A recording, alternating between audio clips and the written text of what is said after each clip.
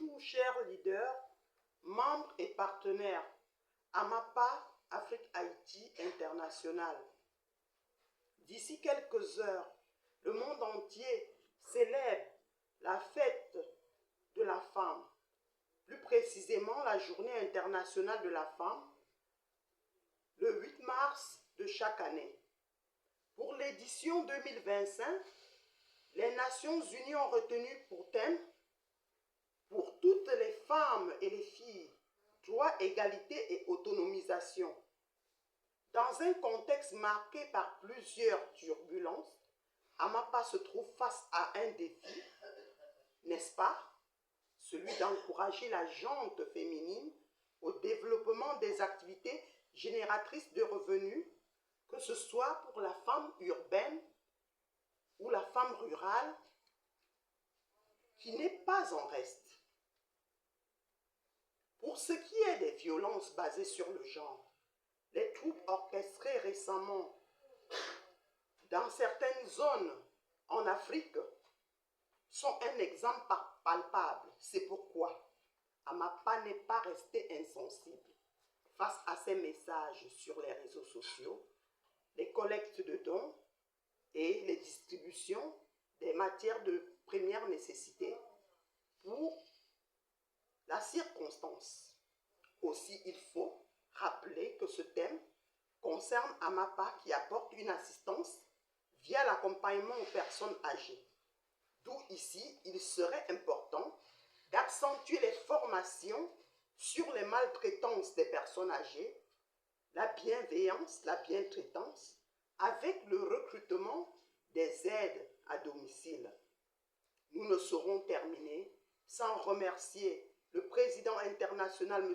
Jimmy Bamonga, qui ne cesse de déployer ses efforts pour le bien-être de AMAPA et de la Ligue des femmes, et qui a porté son choix en ma personne, Mme Aude Fotso.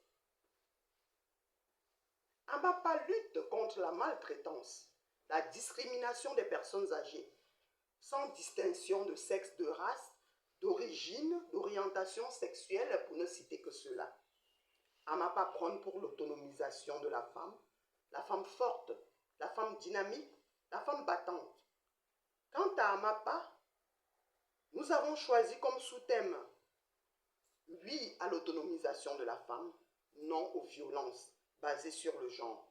Priorité aux personnes âgées, veuves et vulnérables. » Nous invitons toutes les femmes à s'inscrire pour représenter respectivement les femmes AMAPA dans leur pays et dans leurs communautés respectives.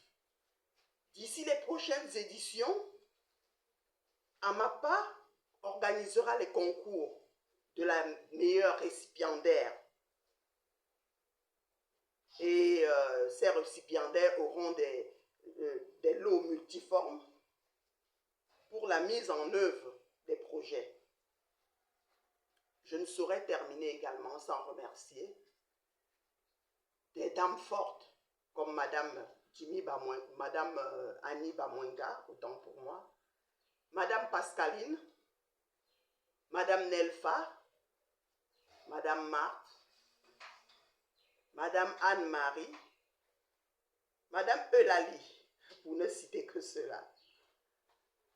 La conférence mondiale, initiée depuis mars 2024, est un atout à l'avancée de AMAPA, notamment l'atelier de renforcement des capacités, présentation, exposition, échange, débat, conférence. Et ça se passera du 1er au 3 mai 2025 à la mairie de Toury. Et le retour de la délégation est prévu du 4 au 7 mai. Et ceci permettra aux participants d'être outillés en matière d'accompagnement des personnes âgées et de lutte contre les violences, notamment la maltraitance. Nous souhaitons d'ores et déjà bonne fête de femmes à tout le monde, à toute l'équipe AMAPA, aux femmes fortes AMAPA. À cette femme spéciale, bonne fête. Sur ce, je vous remercie pour votre aimable attention. Fait à Douala le 24-25 février. Madame Aude Fotso, conseillère du président, représentante de la Ligue des femmes et chargée de la recherche des partenariats sociaux.